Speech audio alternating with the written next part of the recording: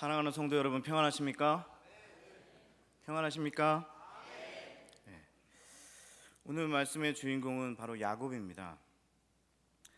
여러분들도 잘 아시다시피 야곱은 교활한 방법으로 형과 아버지를 속이고 장자권과 축복권을 빼앗습니다. 그리고 결국은 삼촌 라반의 집으로 도망하게 되는 거죠. 모든 것을 잃고 돌베개 하나만 의지한 채 누워있는 야곱에게 하나님께서 찾아가십니다. 야곱이 하나님을 찾은 것이 아니라 실패하고 낭망한 가운데 하나님께서 야곱을 찾아오십니다. 하늘까지 이어진 사닥다리의 꿈을 통해 절망 가운데 있는 야곱을 일으키시고 축복해 주십니다. 이 베델의 하나님은 야곱의 상처를 치유해 주십니다. 여러분, 하나님을 만나면요, 상처가 치유되고 새로운 삶으로 나아갈 수 있습니다. 사실 어제나 오늘이나 세상은 변한 것이 없지만 주님을 만난 사람은 그 사람은 변화될 것이고요, 그 변화된 사람이 보는 세상이 확연히 달라지게 되는 겁니다. 여러분 이해가 되시나요?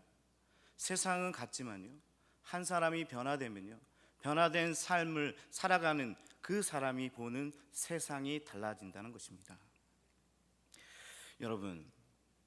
여러분들이 보는 세상은 어떻습니까? 하나님 만나기 전과 하나님 만나고 나서의 삶이 확연히 달라지셨습니까? 진정으로 하나님을 만나면요, 인생이 달라져야 합니다. 그런데요, 우리는 연약해서 너무나 쉽게 과거의 모습으로 되돌아갈 때가 많이 있습니다.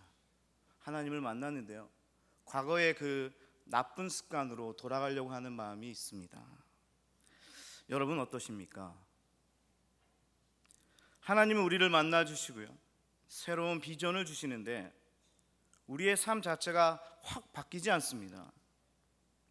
하나님을 만나도 여전히 죄성이 우리를 그 전의 모습으로 되돌아가게 한다는 것이죠. 우리나라 유명한 깡패가 있었습니다. 이름만 얘기해도 다 아는 그런 깡패인데요, 한때 자신의 잘못을 회개하고요, 교회마다 간증하러 다녔어요.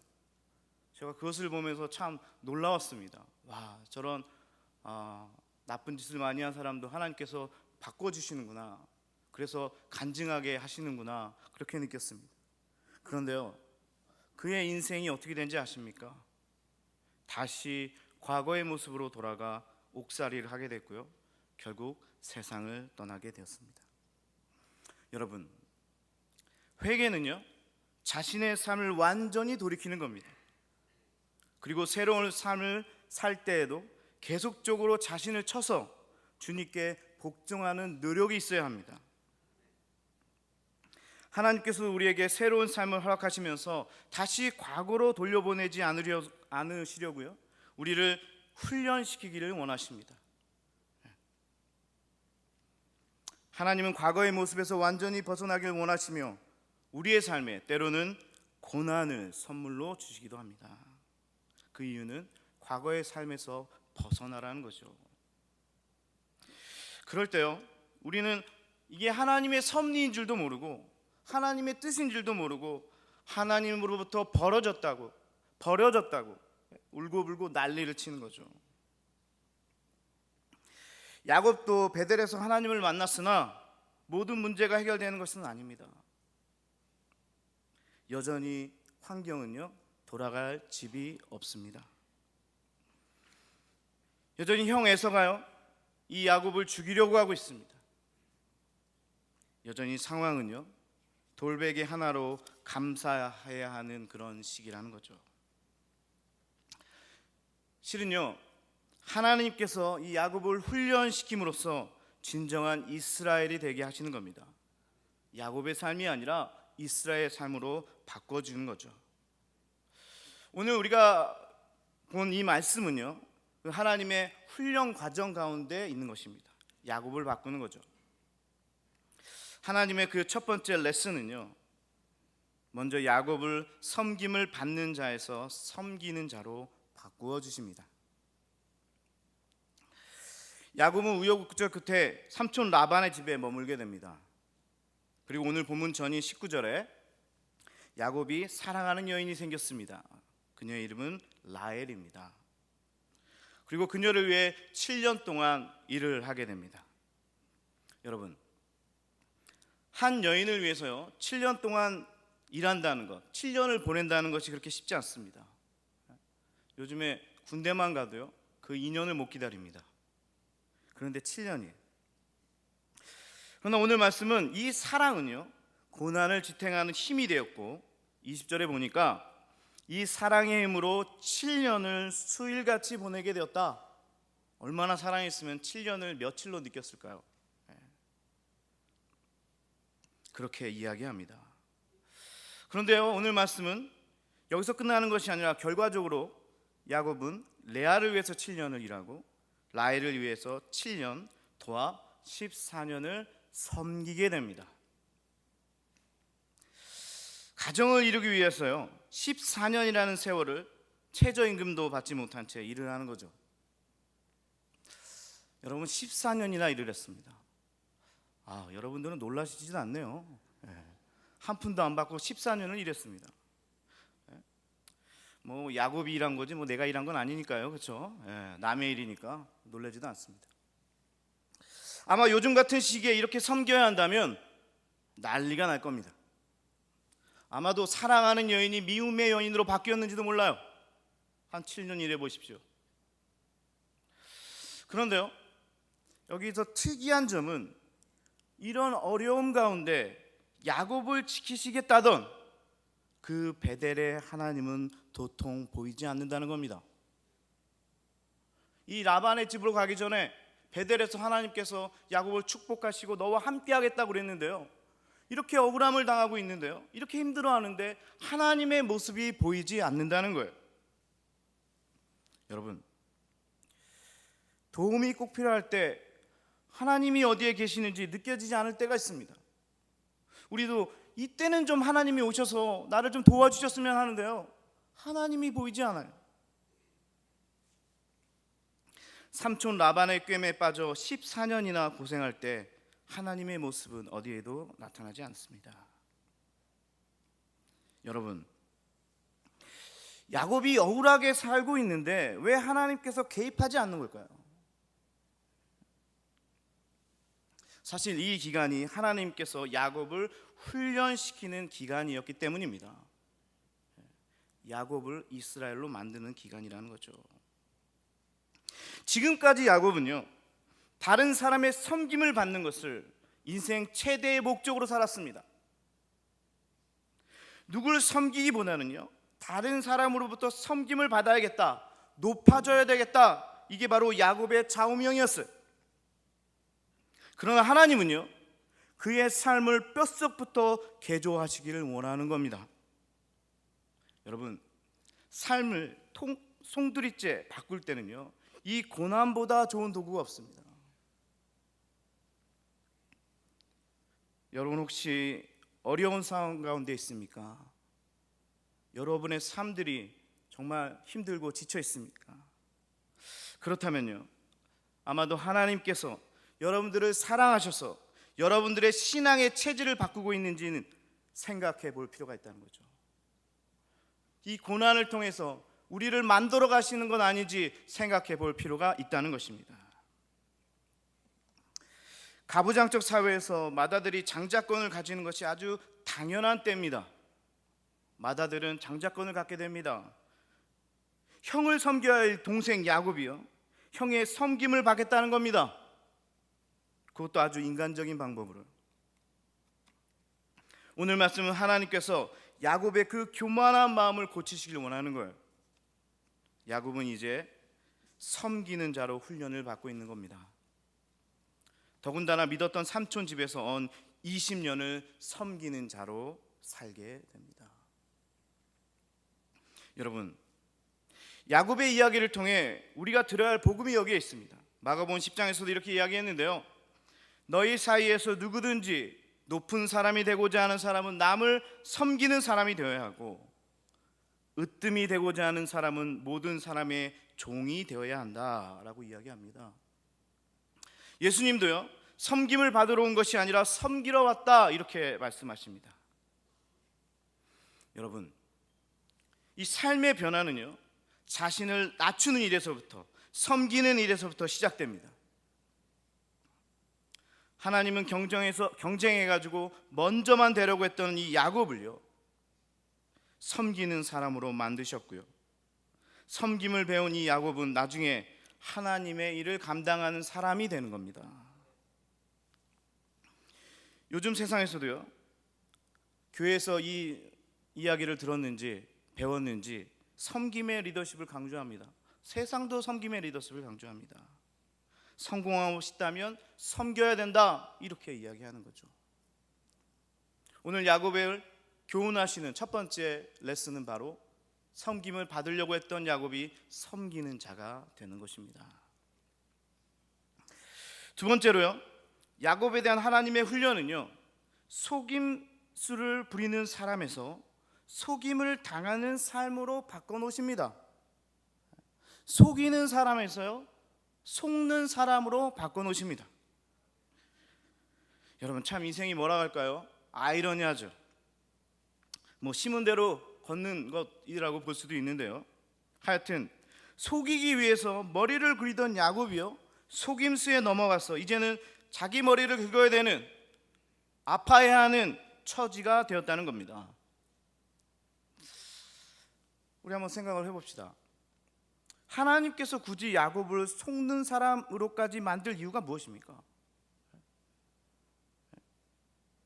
속이던 자에서 이제 회개하면 되는데 왜 속임을 당하는 지경에까지 이르러야 할까요? 여러분, 속이는 사람은요, 속임을 당하는 사람의 마음을 알 수가 없습니다. 여러분, 그 마음을 모르니까요, 얼마나 고통스러운 일인지 진정 모르니까요, 남을 속이게 되는 거예요. 하나님은요, 그걸 깨닫게 하려 했는지도 모릅니다. 여러분, 속아봤습니까? 속아보셨나요? 말도 마십시오.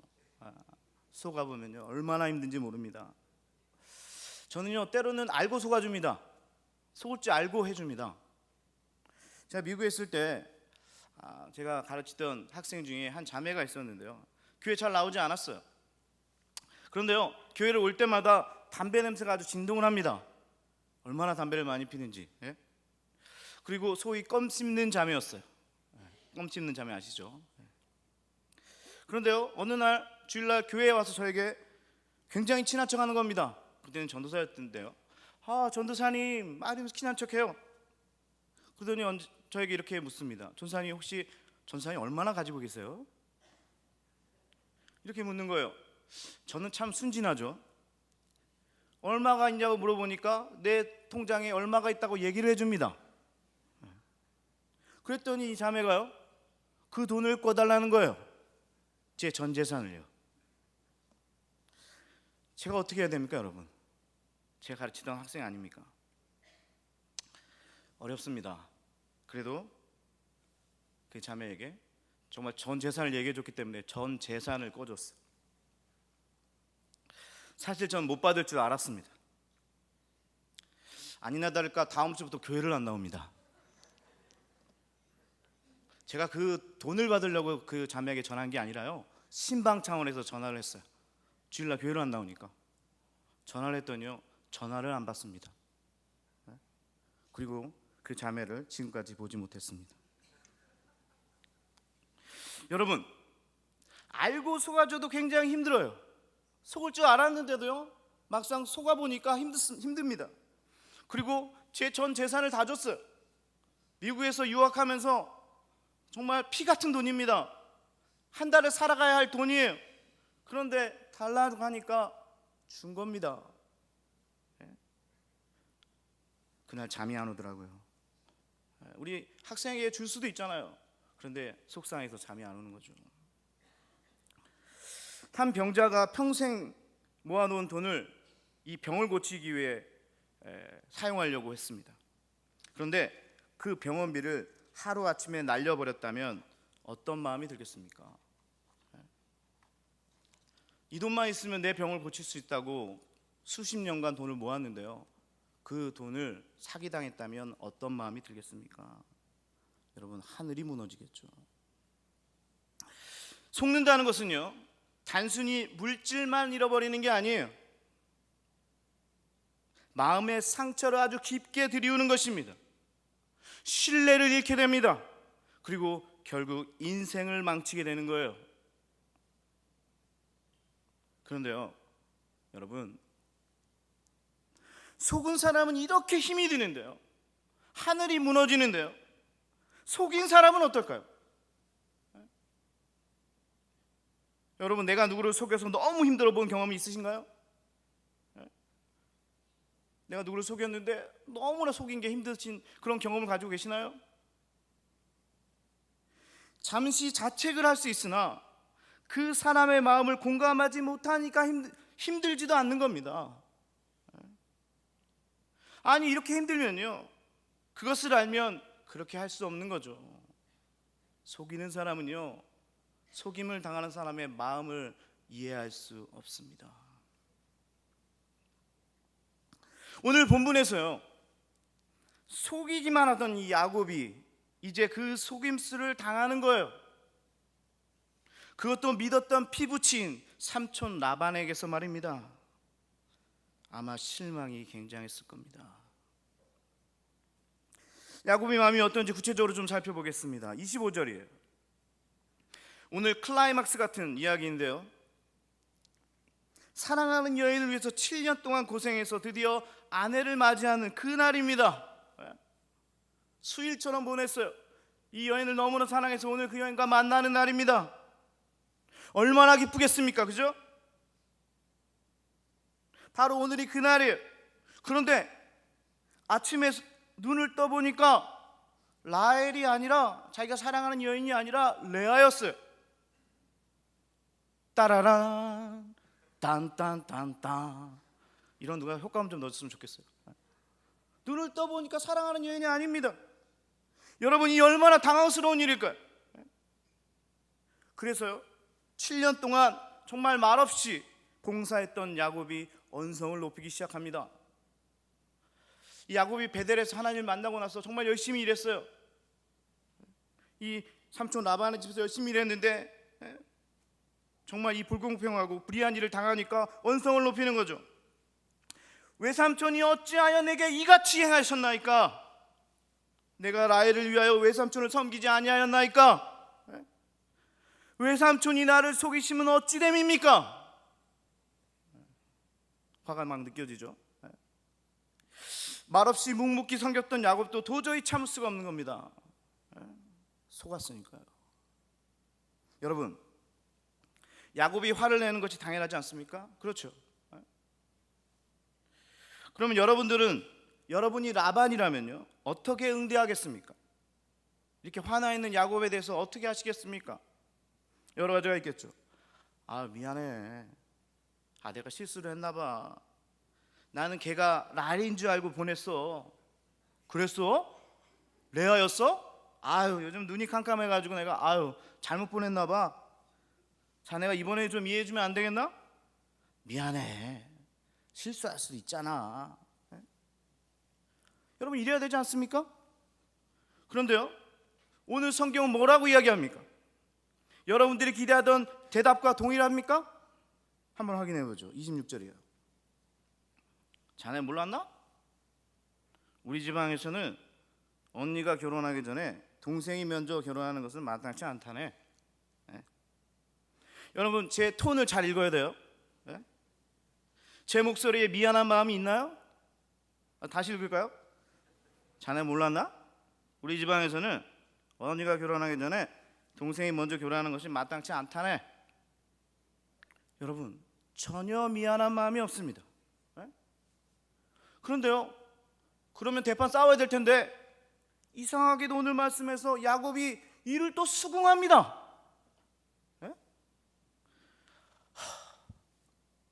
여러분들은 오늘 말씀의 스토리를 이해할 수 있나요?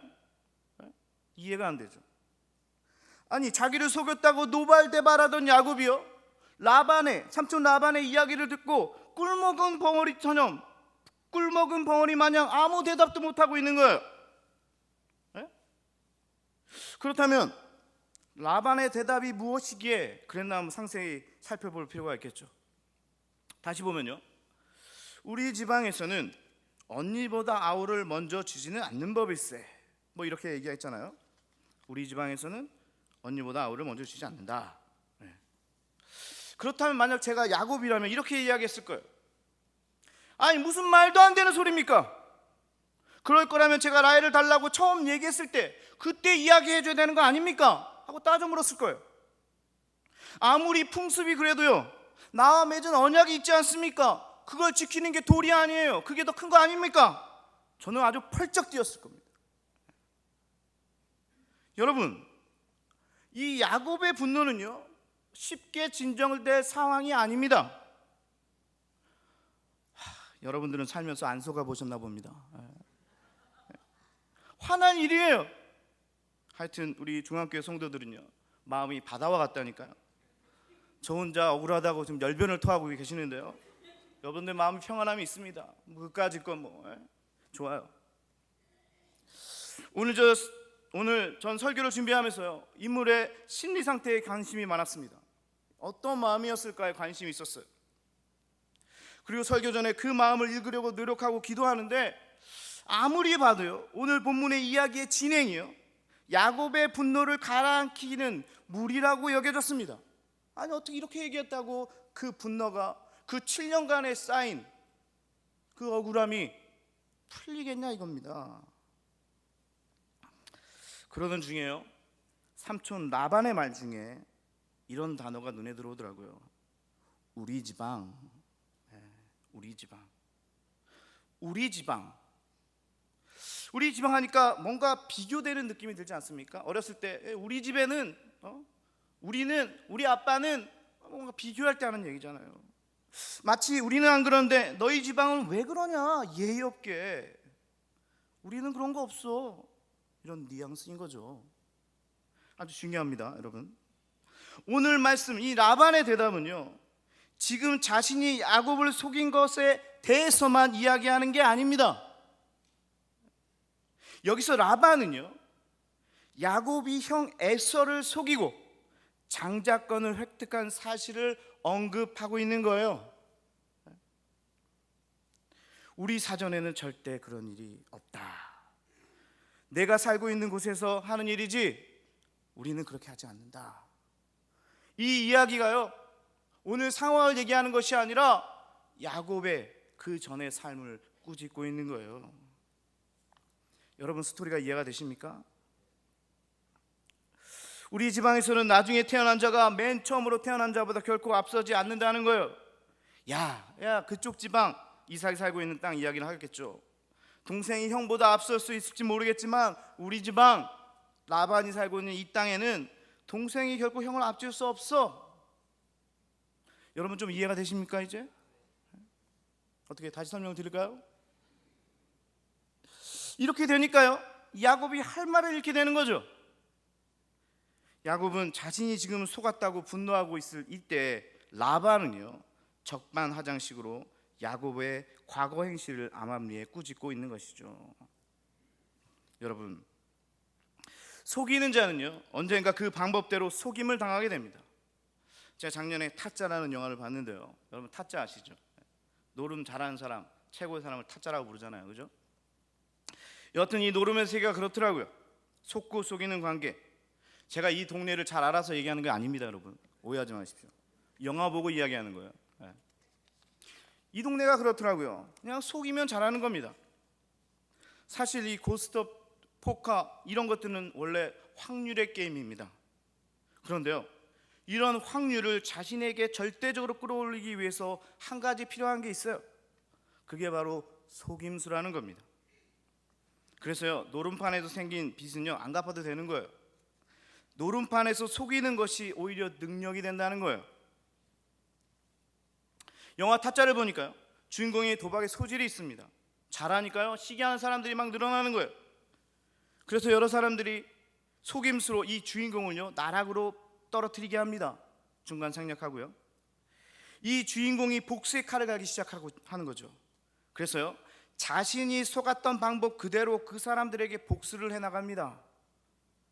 같은 속임수로요. 그러니까 더 열받는 거죠. 그러니까 보는 우리들은 더 통쾌한 거죠. 당한 속임수 그대로 갚아줍니다. 이 타짜 영화에서요. 아버지가 앞을 보지 못하는 것을 이용해서요, 대낮에 아버지를 속였던 이 야곱은 현재 이 상황에서는요, 보이지 않는 밤중에 라헬로 변장한 레아를 품에 안고 사랑하는 아내로 착각했던 거예요. 어떻게 보면 이 속임수들이 연관되어 있다는 거죠. 여러분, 여기서 아주 중요한 사실이 있습니다. 왜 야곱이 라반의 속임수에 침묵할 수밖에 없었을까요? 왜 아무 말도 못했을까요? 여러분들은 어떻게 생각하십니까?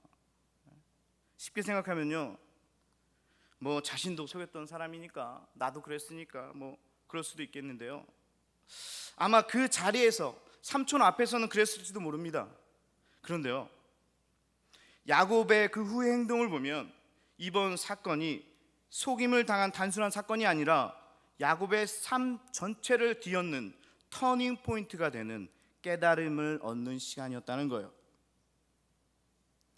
아주 중요한 사건이 됐다는 겁니다. 야곱이 집에 와서 아마 자신을 돌아봤을 거예요. 나도 그랬었는데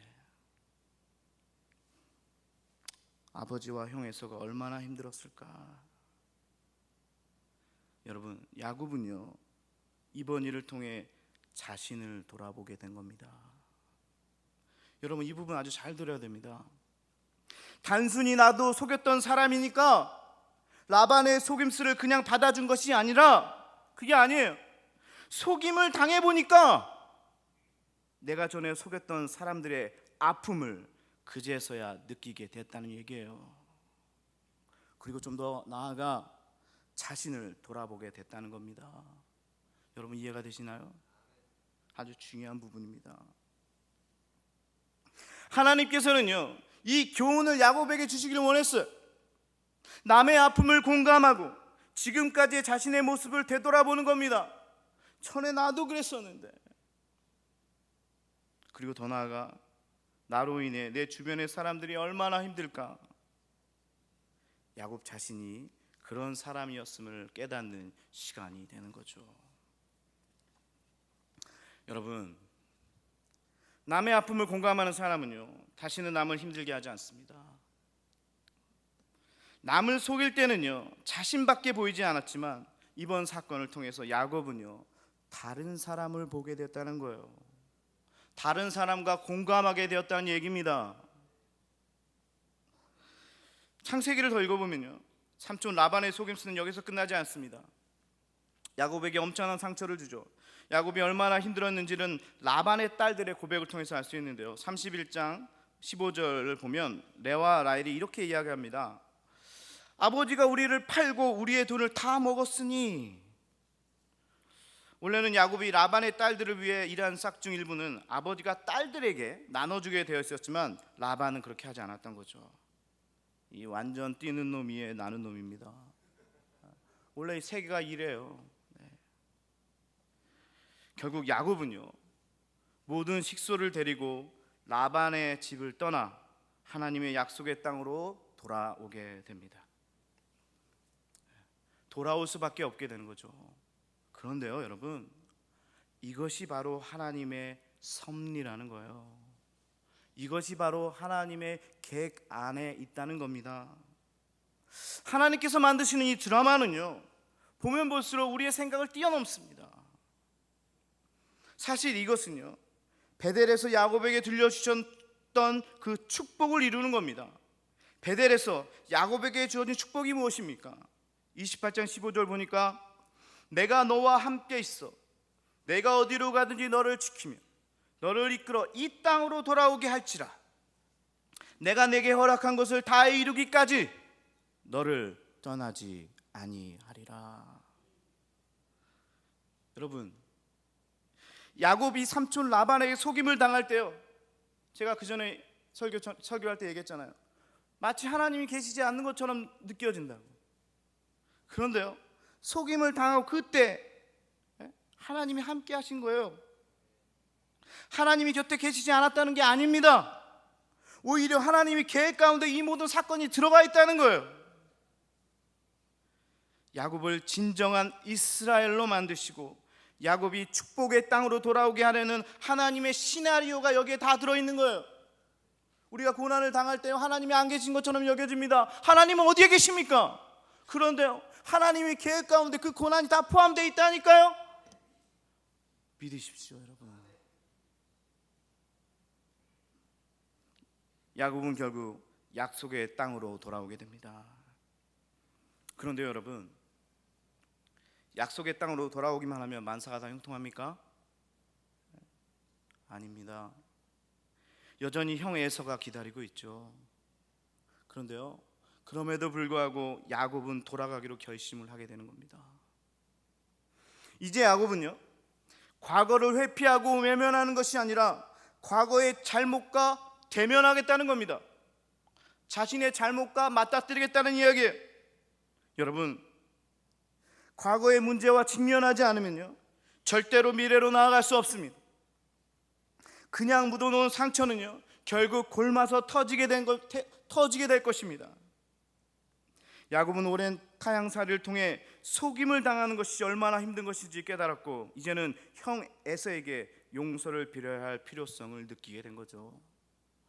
여전히 에서가 자기를 죽이려고 해도 이제는 그 에서를 만나라고 가는 겁니다.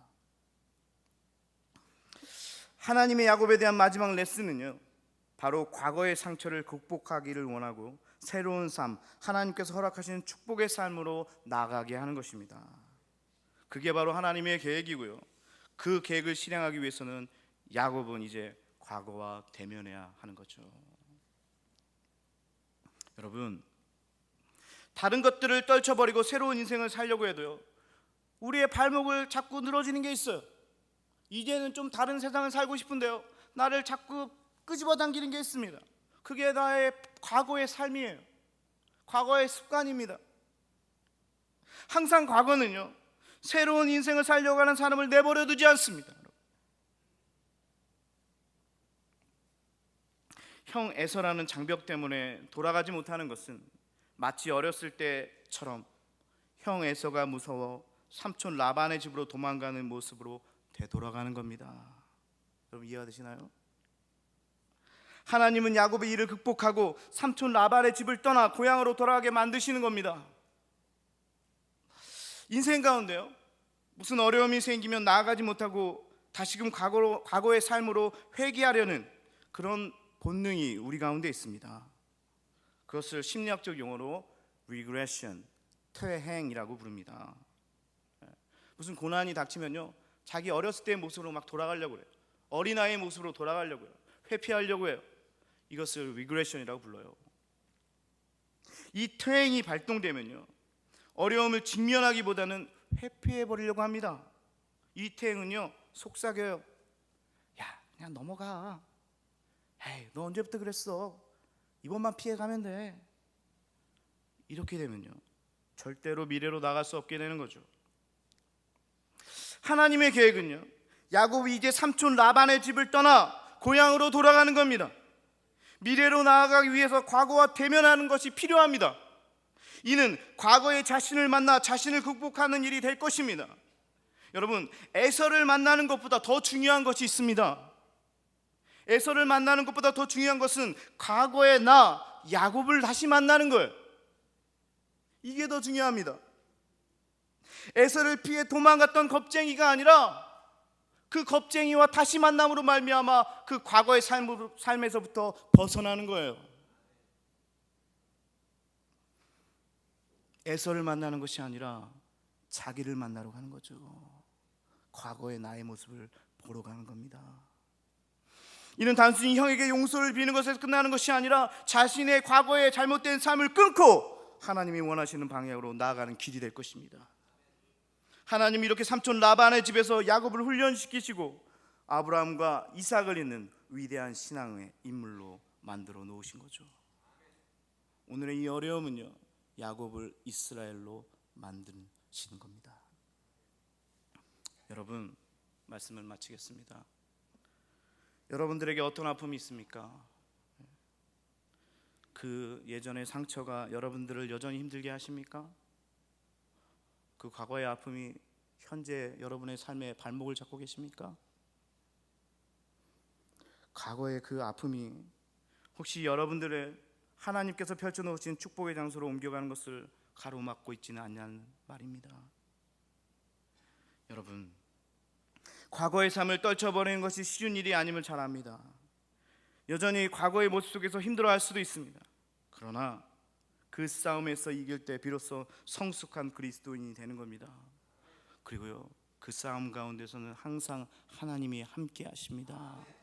마치 느껴지지 않을 뿐이죠. 하나님의 계획 가운데 그 모든 것이 들어 있습니다.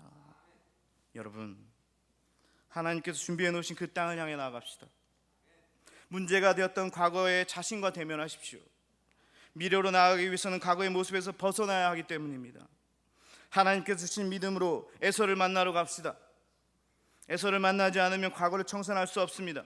필요하다면 과거를 만나 나의 모습을 만나 용서를 또 나를 만나고 또 에서를 만나 용서를 빌고 관계를 회복해서 하나님께서 펼쳐놓으신 미래로 들어가는 여러분 되시기를 바랍니다. 여러분, 과거에서 벗어나십시오. 그리고 하나님이 함께 하심으로 이제는 미래로 나아가십시오.